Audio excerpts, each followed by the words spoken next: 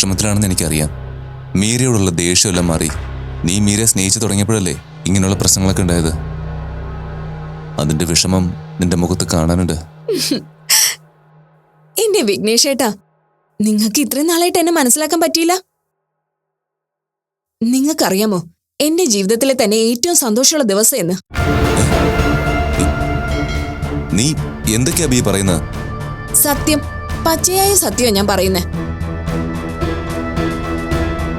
ആദർശ് മീരയുമായുള്ള വിവാഹം കഴിഞ്ഞ ദിവസം മുതൽ ഞാൻ ആഗ്രഹിക്കുന്ന കാര്യം ഇത്. രണ്ടിനെയും രണ്ട് വഴിക്കാക്കാൻ ഞാൻ ഒരുപാട് കഷ്ടപ്പെട്ടു. കുറച്ച് കഷ്ടപ്പെട്ടാലും വിചാരിച്ച പോലെ കാര്യങ്ങൾ നടന്നു. അപ്പോ നീ മീരയോട് കാണിച്ച സ്നേഹമൊക്കെ വെറും അഭിനയം. നിങ്ങൾക്കൊന്നും മനസ്സിലായില്ല അല്ലേ? ടെൻഷൻ ആവാതെ ഞാൻ പറഞ്ഞുതരാം. ഞാൻ മീരയോട് കാണിച്ച സ്നേഹവും അവളോട് സഹായം ചോദിച്ചതും അവളെ വലിയ ആളായ ആദർശിന്റെ മുന്നിൽ പറഞ്ഞതുമെല്ലാം വെറും അഭിനയായിരുന്നു. ആദർശിന്റെയും മീരയുടെ ഇടയിൽ പ്രശ്നങ്ങൾ ഉണ്ടാക്കാൻ അതാണ് എളുപ്പ വഴിയെന്ന് എനിക്ക് തോന്നി. അതുകൊണ്ടാ ആ രീതിയിലൊന്ന് ശ്രമിച്ചു നോക്കിയത്. ഏതായാലും ഞാൻ വിചാരിച്ച കാര്യം നടന്നു. എന്നാലും അഭി, നിനക്ക് എങ്ങനെ ഇങ്ങനെയൊക്കെ പെരുമാറാൻ സാധിക്കുന്നു? നീ കാണിച്ച സ്നേഹം വിശ്വസിച്ച് മീര നിന്നെ ഒരുപാട് സഹായിച്ചിട്ടില്ലേ? അതെങ്കിലും നീ ഓർക്കണമായിരുന്നു. എന്തിനോർക്കണം? മീര എനിക്ക് ശത്രുവാണ്. ശത്രുവിനെ തോൽപ്പിക്കാൻ ഏത് വഴിയും സ്വീകരിക്കാം. മാർഗമല്ല, ലക്ഷ്യമാണ് പ്രധാനമെന്ന് വിഘ്നേഷേട്ടൻ കേട്ടിട്ടില്ലേ? എന്നാലും ഇത് കുറച്ച് കൂടിപ്പോയി അഭി. അത് നിങ്ങൾക്ക് വെറുതെ തോന്നുന്നത്. ഞാൻ ഇങ്ങനൊരു മാർഗം തെരഞ്ഞെടുത്തതുകൊണ്ട് മീരയെ ആദർശ് ഒഴിവാക്കിയത്. ആദർശ് എന്റെ അനുജനല്ലേ. ഏത് രീതിയിൽ വേണം അവനെ പ്രൊവോക്ക് ചെയ്യേണ്ടതെന്ന് എനിക്കറിയില്ലേ. മീരയെ അവന് മുന്നിൽ വലുതാക്കി പറഞ്ഞ് ആദർശിനെ കൊച്ചാക്കും തോറും ആദർശിനും മീരയ്ക്കും ഇടയിലുള്ള ദൂരം കൂടിക്കൊണ്ടേയിരിക്കും. എനിക്കിതൊന്നും വിശ്വസിക്കാൻ പറ്റുന്നില്ല. കൂടെ നിന്നൊരാൾ ഇങ്ങനെ ചതിക്കാൻ പറ്റുമോ? വേണമെന്ന് വെച്ചാൽ പറ്റും. പിന്നെ ഒരു കാര്യം കൂടിയുണ്ട്.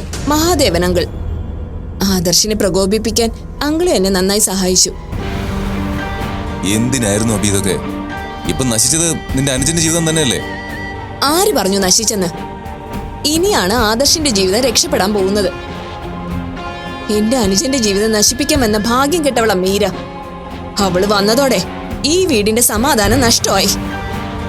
എന്നെ ഒരു കൊച്ചുകുട്ടിയെ പോലെ അവൻ നോക്കിയിരുന്നത്. അവനിപ്പോ ഞാൻ ശത്രുവായി. എല്ലാത്തിനും കാരണം ആ മീരയാ. അതൊക്കെ അബിയുടെ വെറും തോന്നല. ഞാൻ മനസ്സിലാക്കിയെടുത്തോളാം, മീരയ്ക്ക് ആരെയും ദ്രോഹിക്കാൻ പറ്റില്ല. വിഘ്നേഷേട്ടാ, ഞാൻ ഒരുപാട് സന്തോഷത്തിൽ നിൽക്കുന്ന സമയോ. വെറുതെ ഓരോന്ന് പറഞ്ഞ് എന്റെ മൂഡ് കളയാൻ നോക്കണ്ട. ഞാൻ ഒന്നിനുമില്ല. പക്ഷേ നീ കാണിക്കുന്നൊന്നും ശരിയല്ല, അത് നീ മറക്കണ്ട. ആയിക്കോട്ടെ, നിങ്ങൾ ഇങ്ങനെയൊക്കെ പറയുന്നത് നിങ്ങൾക്ക് ആ മീരയുടെ ശരിക്കുള്ള സ്വഭാവം മനസ്സിലാവാഞ്ഞിട്ടാ. ആദ്യം ആദർശം ഇങ്ങനെ ആയിരുന്നല്ലോ, എന്നിട്ടിപ്പോ എന്തായി? യഥാർത്ഥ സ്വഭാവം അറിഞ്ഞപ്പോ അവളെ കെട്ടിച്ചില്ലേ? അതുപോലെ ഒരിക്കൽ നിങ്ങളും സത്യം മനസ്സിലാക്കും, നോക്കിക്കോ. കൂടെ കഴിയുന്ന നിന്റെ മനസ്സ് പോലും തിരിച്ചറിയാൻ എനിക്ക് പറ്റുന്നില്ല. പിന്നെയാണ് മീര. അതെ, നീ ചെയ്തത് അഭിനയാണെന്ന് എനിക്ക് ഒരിക്കൽ പോലും തോന്നിയിട്ടില്ല. അതാണ് എന്റെ കഴിവ്. ഞാൻ ഈ ചെയ്യുന്നതൊന്നും എനിക്ക് വേണ്ടിയിട്ട് മാത്രമല്ല, നമുക്ക് വേണ്ടിയാ. അത് മറക്കരുത്. ആരെയും ചതിച്ചും വഞ്ചിച്ചും എനിക്കൊന്നും വേണ്ട. മീരയും ആദർശം തമ്മിൽ പിരിഞ്ഞ അതിൽ വേദനിക്കുന്ന എത്ര പേരുണ്ടെന്നറിയോ? അവരെ കുറിച്ച് ഒരു നിമിഷങ്ങളിൽ നീ ഒന്ന് ആലോചിച്ച് നോക്ക്.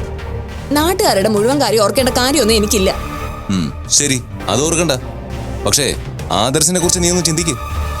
നാളെ താൻ ചെയ്തതൊക്കെ തെറ്റായി പോയെന്ന് തിരിച്ചറിയുമ്പോ എന്താവും ആദർശിന്റെ അവസ്ഥ? അങ്ങനൊരു ചിന്ത ഒരിക്കലും ആദർശനുണ്ടാവില്ല. കാരണം ഇനി അവന്റെ ജീവിതത്തിലെ ഏറ്റവും സന്തോഷകരമായ സമയം ഇത്. അത് നിങ്ങൾക്ക് നേരിട്ട് കാണാലോ. എന്നാലും അഭി, താൻ ഇങ്ങനെയൊക്കെ പെരുമാറുമെന്ന് ഞാൻ കരുതിയില്ല. പാവം മീര, അവള് തന്നെ വിശ്വസിച്ചു. അതോർക്കുമ്പോഴാ സങ്കടം. വല്ല പെണ്ണുങ്ങളുടെയും കാര്യം ഓർത്ത് സങ്കടപ്പെടാൻ നിൽക്കാതെ സ്വന്തം ഭാര്യയുടെ വിജയത്തിൽ സന്തോഷിക്കുക. അതാണ് യഥാർത്ഥ ഭർത്താവ്. അല്ല അഭി,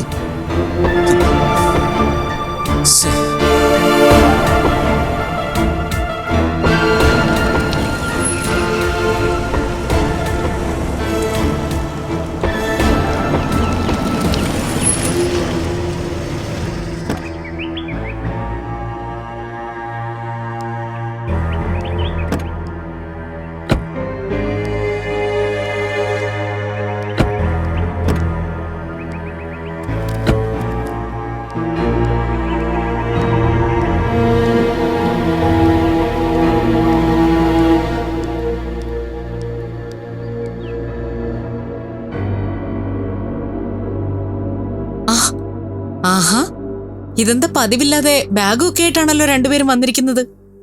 അപ്പൊ കുറച്ചു ദിവസം ഇവിടെ ഉണ്ടാവുമെന്ന് തോന്നുന്നല്ലോ. അതെ, കുറച്ചു ദിവസം മീര ഇവിടെ ഉണ്ടാവും. മീരയോ?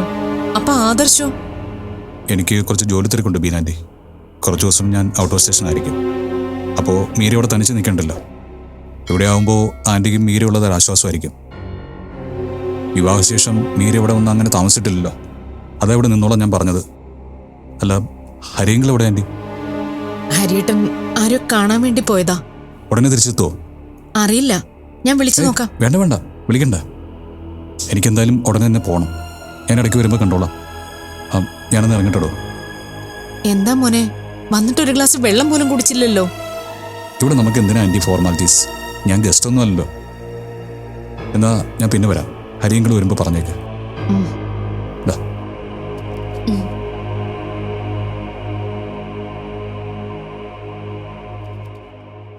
എന്താ മോളെ പ്രശ്നം? എന്ത് പ്രശ്നം? പ്രശ്നമൊന്നുമില്ല ബീനാമേ. എന്തിനാ മീര നീ എന്നോട് നുണ പറയാൻ നോക്കുന്നത്? നിങ്ങളുടെ നിപ്പും പെരുമാറ്റവും കണ്ടാൽ തന്നെ എന്തോ പ്രശ്നമുണ്ടെന്ന് മനസ്സിലാക്കാവുന്നതേ ഉള്ളൂ. ഇത്രയും കാലത്തെ ജീവിതം കൊണ്ട് അത്രയൊക്കെ മനസ്സിലാക്കാനുള്ള സാമാന്യ ബോധം എനിക്കുണ്ട് മീര. നിങ്ങൾക്കിടയില് എന്തോ സംഭവിച്ചു എന്ന് എനിക്കുറപ്പാ. അല്ല, ഭാര്യ ഭർത്താക്കന്മാർക്കിടയിൽ ഇതൊക്കെ സാധാരണമാ. പക്ഷേ ഈ കാലം കുറച്ച് കുഴപ്പം പിടിച്ചതാ. ഒരു വാശിക്ക് വലിയ തീരുമാനങ്ങൾ എടുക്കാൻ ഇപ്പോഴത്തെ കുട്ടികൾക്ക് ഒരു മടിയുമില്ല. അതുകൊണ്ട് നിങ്ങൾക്കിടയിൽ എന്ത് പ്രശ്നമുണ്ടെങ്കിലും അത് സംസാരിച്ച് രമ്യമായിട്ട് പരിഹരിക്കണം. ബീനാമ വിചാരിക്കുന്ന പോലൊന്നുമില്ല. ആദർശേട്ടൻ ഇല്ലാത്തപ്പോ ഞാൻ അവിടെ നിന്ന് ബോറടിക്കണ്ടെന്ന് കരുതിയാ ഇങ്ങനെ ചെയ്തത്.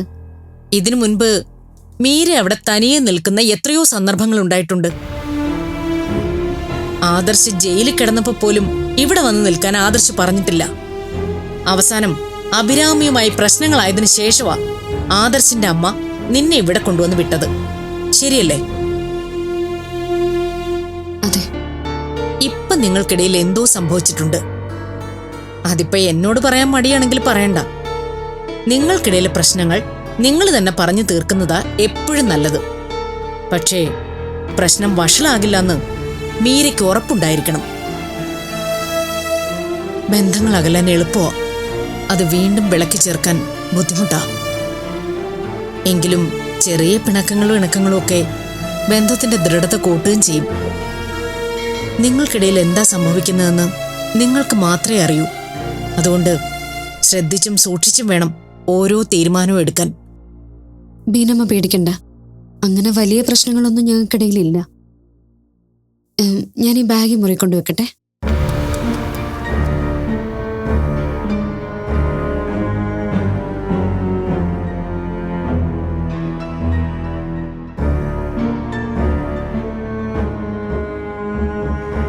ഞാൻ പറയുന്നത് എന്താ നിങ്ങൾക്ക് മനസ്സിലാവാത്തത്? കമ്പനിയുടെ കാര്യങ്ങൾ ഞാൻ പറയുന്ന പോലെ ചെയ്യാനും നോക്കാനുമാണ് നിങ്ങളെ നിയമിച്ചിരിക്കുന്നത്, അല്ലാതെ എന്നെ പഠിപ്പിക്കാനല്ല. പറയുന്നത് പോലെ ചെയ്യാൻ പറ്റുമെങ്കിൽ ചെയ്യുക, അല്ലെങ്കിൽ റിസൈൻ ചെയ്ത് പുറത്തു പോവാ. ആദർ സാറ് ഭയങ്കര ചൂടിലാണല്ലോ. വന്ന് വന്ന് കമ്പനിയിലെ പണിക്കാർ പോലും പറഞ്ഞാൽ കേൾക്കാതായോ? ഇതെന്ത് മര്യാദ ആദർശേ? ഒന്നുമില്ലെങ്കിലും ഞാൻ നിന്റെ അമ്മാവനല്ലേ. അതിന്റെ അല്ലെങ്കിലും പ്രായത്തിന്റെ ഒരു ബഹുമാനമെങ്കിലും തരണ്ടേ? ഞാനിവിടെ നിന്നോട് സംസാരിക്കാൻ നിൽക്കുമ്പോൾ അറ്റ്ലീസ്റ്റ് കാറിൽ നിന്ന് ഇറങ്ങാനുള്ള ഒരു മര്യാദയെങ്കിലും കാണിക്കണ്ടേ?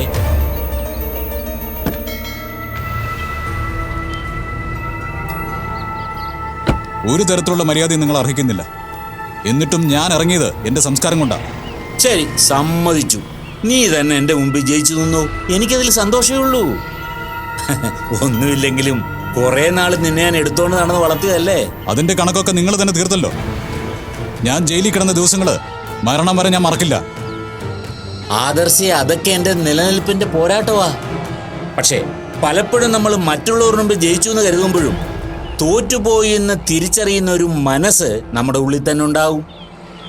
നീ ഇപ്പൊ തന്നെ എന്നെ ജയിച്ചു എന്ന് ഭാവിക്കുമ്പോഴും നിന്റെ ഭാര്യയുടെയും കമ്പനിയിലെ മറ്റുള്ളവരുടെയും മുമ്പിൽ നീ തോറ്റു നിൽക്കുകയാണെന്ന് നിനക്കറിയാം.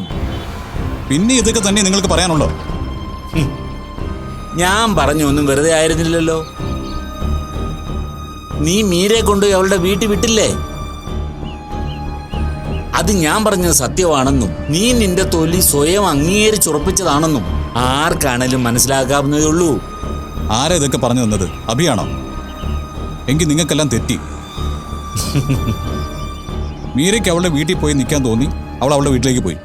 അല്ലാതെ അതിൽ നിങ്ങൾ പറയുന്ന യാതൊരു അർത്ഥവുമില്ല. മോനെ ആദർശേ, ഒരു വാദത്തിന് വേണ്ടി എന്നോട് നിനക്ക് ഇങ്ങനൊക്കെ തർക്കിക്കാം. അല്ലാതെ സത്യം എന്താണെന്ന് നമുക്ക് രണ്ടുപേർക്കും അറിയാം. അധികാരം നഷ്ടപ്പെടുമ്പോൾ ഉള്ള വേദന അതാർക്കും പറഞ്ഞാൽ മനസ്സിലാകത്തില്ല. മറ്റെന്തിനേക്കാളും ആണിനെ ലഹരി പിടിപ്പിക്കുന്നത് അധികാരം തന്നെയാണ്. അത് ചെറിയ അധികാരമായാലും വലുതായാലും ഒരുപോലെ തന്നെയാ. ദേവാ ബിൽഡേഴ്സ് രണ്ടായപ്പോഴേ നിന്റെ സാമ്രാജ്യം രണ്ടായി പിളർന്നു. പിന്നെ നീ വാഴിച്ച റാണിക്ക് നിന്നേക്കാൾ അധികാരം കിട്ടിയപ്പോ നിന്റെ തലയ്ക്ക് തീ പിടിച്ചു തുടങ്ങി. അപ്പൊ തുടങ്ങിയ നെട്ടോട്ടമായത്. അതിന്റെയൊക്കെ റിസൾട്ടാ മീര ഇപ്പൊ അവിടെ വീട്ടിൽ നിൽക്കുന്നത്. പക്ഷേ അത് നീ ഒരിക്കലും മറ്റുള്ളവരുടെ മുമ്പിൽ അംഗീകരിക്കത്തില്ല. കാരണം അതെത്രത്തോളം നാണക്കേടുള്ള കാര്യമാണെന്ന് നിനക്ക് തന്നെ ബോധ്യമുണ്ട്. പണ്ട് എനിക്കും ഇതുപോലൊരവസ്ഥ ഉണ്ടായതാ. ദേവാ ബിൽഡേഴ്സിന്റെ MD ആകാൻ കോട്ടും തയ്പ്പിച്ച് കാത്തിരിക്കുമ്പോഴാ ചേച്ചി നിന്നെ ഇങ്ങോട്ട് വിളിച്ചു വരുത്തിയത്. അതും പോരാഞ്ഞിട്ട് എന്റെ എതിർപ്പ് മറികടന്ന് ജോലിക്ക് വന്ന ആ പെണ്ണിനെ കെട്ടിലമ്മയായിട്ടും വാഴിച്ചു. അവക്കാണെങ്കിലേ എന്റെ തെറ്റുകൾ കണ്ടെത്താനേ സമയമുണ്ടായിരുന്നുള്ളൂ. അതുവരെ ഞാൻ അടക്കി ഭരിച്ചിരുന്ന സാമ്രാജ്യം കൈവെള്ളയിൽ നിന്ന് ഊർന്നു പോകുന്നത് ഞാൻ വെറുതെ നോക്കി നിൽക്കണമായിരുന്നു ആദർശേ. ആരായാലും അത്തരൊരു സിറ്റുവേഷൻ ജീവിതത്തിൽ ഉണ്ടാകുമ്പോൾ പ്രതികരിക്കും. ഞാനും അതേ ചെയ്തുള്ളൂ. ഇന്ന് നീ മറ്റൊരു രീതി ചെയ്യുന്നത് അത് തന്നെയാ. മറ്റുള്ളവർക്ക് അത് തെറ്റായിട്ട് തോന്നാം, പക്ഷേ അത് ചെയ്യുന്നവന് അവന്റെ മാത്രം ശരിയാണത്. അതുകൊണ്ട് നീ ചെയ്തതിനൊന്നും നിന്നെ തെറ്റ് പറയില്ല ആദർശേ. നിന്റെ സ്ഥാനത്ത് ഞാനാണെങ്കിലും ഇതൊക്കെ തന്നെ ചെയ്യൂ. സ്വന്തം തെറ്റ് ന്യായീകരിക്കാൻ വെറുതെ എൻ്റെ അടുത്ത് കഥ മെനയണ്ട. ഇതെല്ലാം ഈ ചെവി കൂടെ കേട്ട് ഈ ചെവി കൂടെ നിങ്ങൾ പുറത്തേക്ക് കളയും. നിങ്ങളുടെ തെറ്റുകൾ മീര കണ്ടുപിടിച്ചെങ്കിൽ അത് നിങ്ങൾ ചെയ്ത കാര്യങ്ങളാണ്. അന്നം തന്ന കൈക്ക് തന്നെ കൊത്തിയ പാമ്പിന്റെ നന്ദികേട് അതാണ് നിങ്ങൾ ചെയ്തത്. കൊത്തുന്നത് പാമ്പിന്റെ സ്വഭാവം ആദർശേ. അതെ, അതറിയാതെ നിങ്ങളെ സ്നേഹിച്ച എൻ്റെ അച്ഛനും അമ്മയും മണ്ടത്തരം ചെയ്തത്. വെറുതെ നിങ്ങളോട് വായിട്ട് അലച്ച് കളയാൻ എൻ്റെ കയ്യിൽ സമയമില്ല. ദയവ് ചെയ്ത് എന്നെ വഴിയിൽ വെച്ച് കണ്ട മിണ്ടാതെ പോവുക, അല്ലാതെ ഇങ്ങനെ ഉപദ്രവിക്കരുത് പ്ലീസ്. തോറ്റു പോകുമ്പോൾ ഒളിച്ചോടാൻ തുടങ്ങിയാലേ ഒരിക്കലും വിജയം നിനക്ക് സ്വന്തമാവില്ല ആദർശേ. ഞാനതങ്ങ് സഹിച്ചു.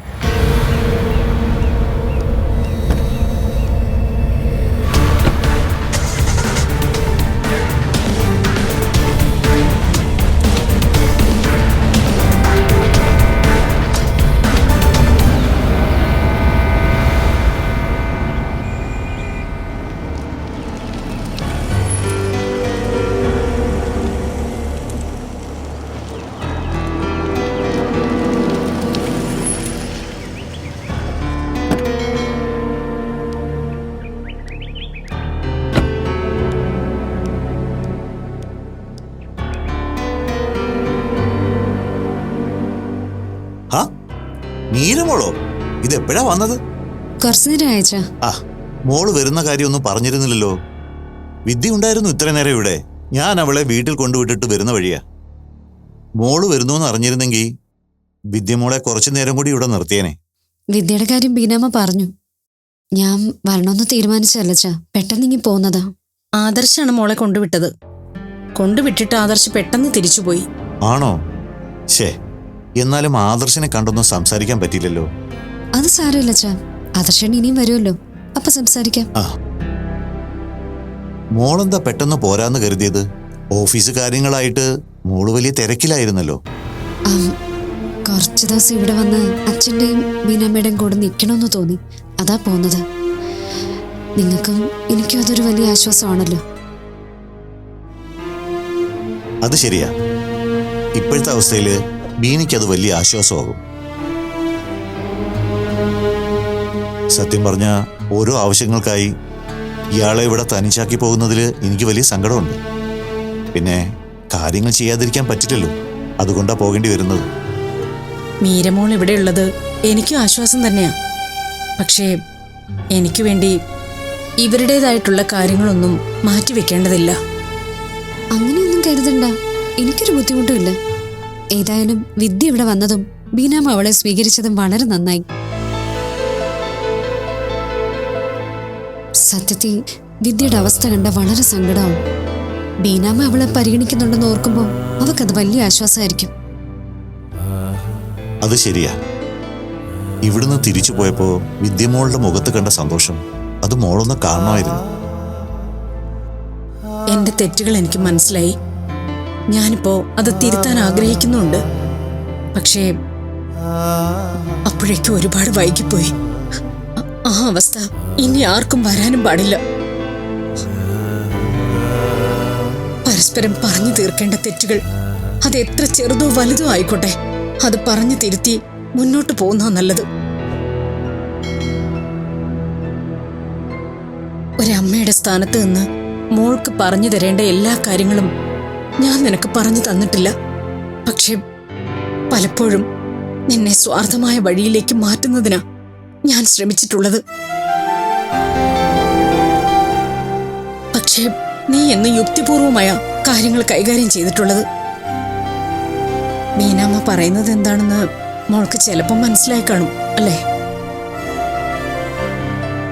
എന്താ ബീന, ഇങ്ങനൊക്കെ പറയാൻ മാത്രം എന്താ ഇപ്പൊ ഉണ്ടായത്?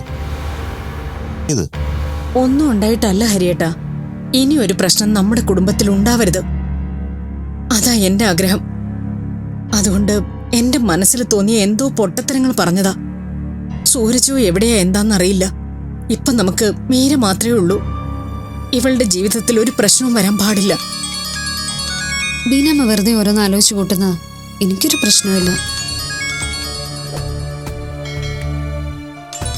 ഓഫീസിൽ നിന്ന് ഒരു ഫയൽ അത്യാവശ്യമായിട്ട് മെയിൽ ചെയ്ത് കൊടുക്കാനുണ്ടായിരുന്നു. ഞാൻ റൂമിൽ പോയി അത് ചെയ്യട്ടെ അച്ഛാ?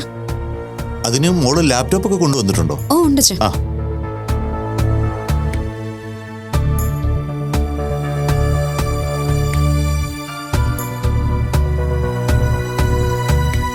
പാവം, നമുക്കൊരു കൂട്ടിന് അവൾ ഇത്രയും കഷ്ടപ്പെട്ട് ഇവിടെ വന്ന് നിൽക്കുന്നത്.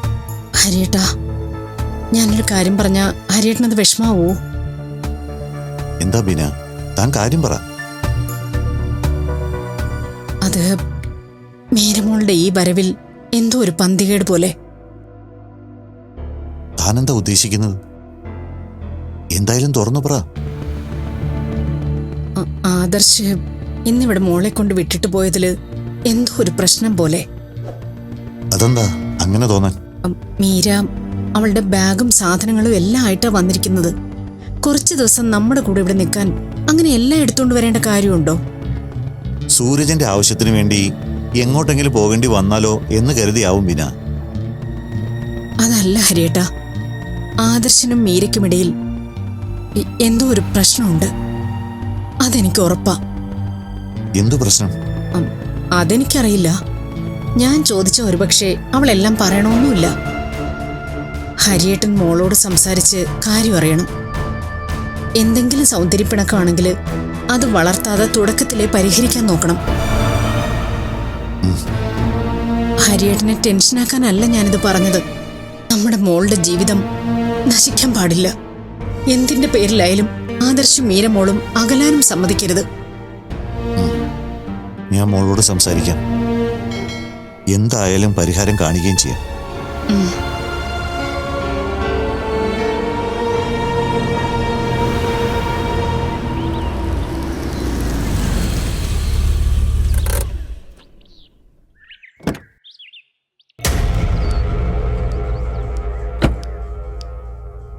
അബി, അബി, ഒന്നിങ്ങോട്ട് ഇറങ്ങി വന്നേ. വരാൻ. എന്താ ആദർശേ, എന്തിനാ ബഹളം ഉണ്ടാക്കുന്നേ? നിനക്കെന്താ ദേഷ്യം പോലെ? ദേഷ്യം പിടിപ്പിക്കുന്ന പ്രവർത്തികളല്ലേ ഓരോരുത്തർ ചെയ്യുന്നത്. എന്തെങ്കിലും കാര്യം ഉണ്ടെങ്കിൽ തെളിച്ചു പറ. ഇങ്ങനെ മനസ്സിൽ വെച്ച് സംസാരിച്ച എങ്ങനെ കാര്യം മനസ്സിലാകും? അബി വരട്ടെ, ഞാൻ എല്ലാം പറയാം. എന്താ ആദർശേ, നീ എന്തിനാ വിളിച്ചത്? നീ മഹാദേവൻ കണ്ടായിരുന്നോ? ആ കണ്ടായിരുന്നു. ഞാൻ മീരയെ കൊണ്ട് വീട്ടിൽ വിട്ട കാര്യം നീ അയാളോട് പറഞ്ഞോ?